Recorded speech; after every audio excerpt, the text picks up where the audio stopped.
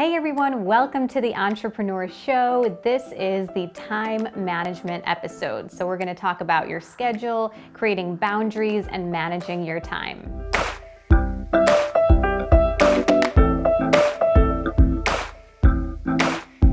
First thing, set aside a certain day of the week for client calls and sessions. So if you're a service provider, like a lot of my clients are, photographers, creative people, graphic designers, life coaches, for those of you who basically sell your service, you need to set aside certain days of the week. Don't have it scattered throughout the whole week, but rather pick like Mondays and Wednesdays should be your client call days. And then Tuesdays and Thursdays, for example, should be your marketing days where you focus on your own efforts in your own business, whether that's recording videos or whatever that has to be, but it should be focused on your own brand as well. Next thing is, it's called Calendly.com, has really changed my life in terms of scheduling, where you used to have an assistant that had to schedule times and sessions and whatever in your calendar. Now I have a booking software that basically it's all automated and it goes directly to my Google Calendar. So my clients have access to choose their date and time. They have a link and they're always able to book their own dates, times, and sessions. It probably saves me, no joke, 10 to 15 hours a week in administrative time. So it is amazing for time management. The next thing that I want to talk about, family life.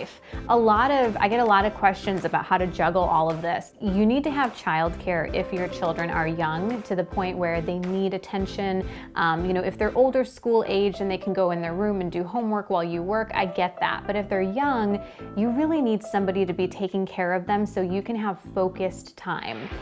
I understand multitasking, but I also know that focused time and focused energy is so critical in your business. And if you have little ones that are constantly taking your focus off of your work, it's just not going to be as high of quality work that you produce. Create boundaries and allow yourself at least 2 to 3 hours a day of uninterrupted time. And just to let you guys know, I didn't start out having the funds for a nanny and babysitter and childcare, all that.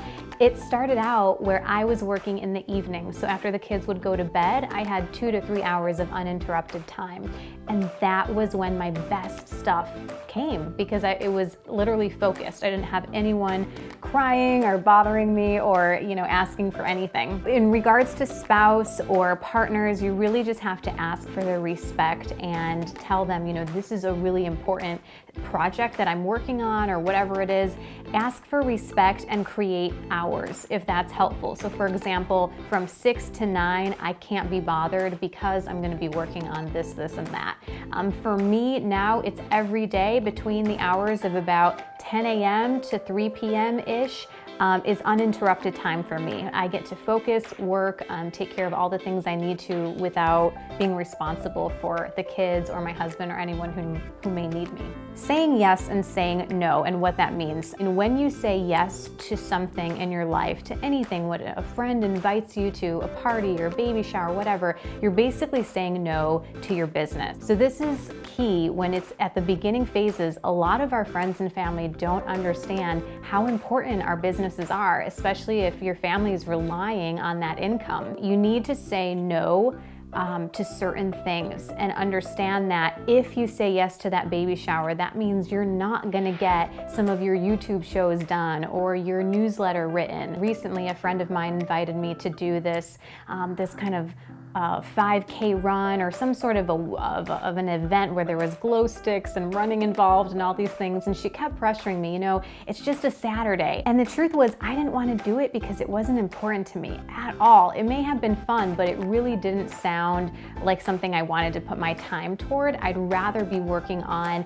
writing and creating content for my courses, because that's how I want to spend my time. It really is important to decide what's valuable, what's most valuable to you. And when you say yes to something, you're saying no to something else. That's about it for today's time management episode. I hope you took away a few really key things to help you with your schedule and your time management. And I'll catch you guys in the next episode.